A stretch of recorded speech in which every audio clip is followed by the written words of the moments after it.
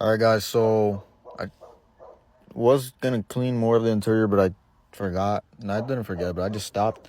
I went to go actually pick up a battery, which is already in the car. Now, I don't know what's wrong with it.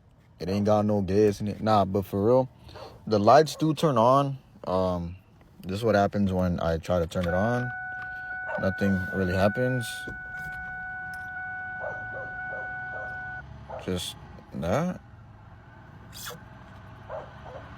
I did put a little bit of gas in it as well. The battery is on.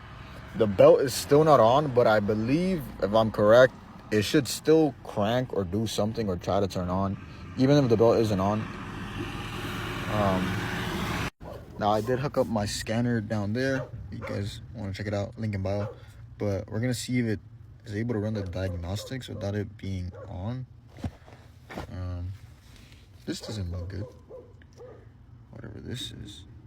But, and it is dirty down here.